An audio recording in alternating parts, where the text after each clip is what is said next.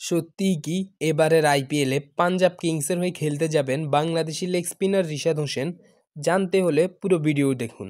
একজন leg spinner আর spinning allrounder দলে ফেরানোর পরিকল্পনা প্রীতি জিন্তার পাঞ্জাব, একের ভিতর দুই।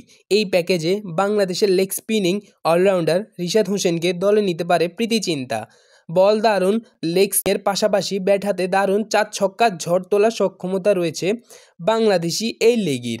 তাই প্রীতি জিন্তার দলে খেলা পছন্দ হতে পারে লেগ স্পিনার রিশাদ হোসেন।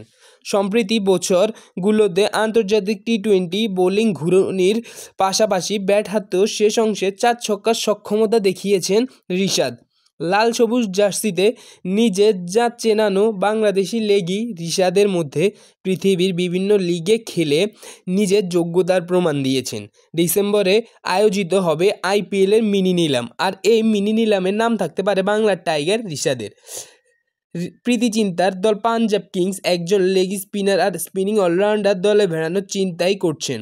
তাই একের ভিতর দুই বাংলাদেশি লেগ স্পিনার রিশাদ হোসেনই হবে তাদের সেরা পছন্দ। লেগ স্পিন আর ব্যাট হাতে ফিনিশিং, এই দুইয়ের মিশ্রণে পাঞ্জাব কিংসের একাদশে দুজন ক্রিকেটারের সুবিধা, একজন পরিপূর্ণ লেগ স্পিনার। তাই রিশাদ আইপিএলের মিনি নিলামে প্রীতি জিন্তার পাঞ্জাব কিংসের সেরা পছন্দ হতে পারে। আপনার কি মনে হয়, পাঞ্জাব কিংস কি বাংলাদেশি এই লেগ স্পিনারকে তাদের দলে ভেড়াবে? নিচে কমেন্ট করে জানান। আর এইরকম নিত্য নতুন খেলার আপডেট পেতে সাবস্ক্রাইব করে পাশে থাকুন। ধন্যবাদ।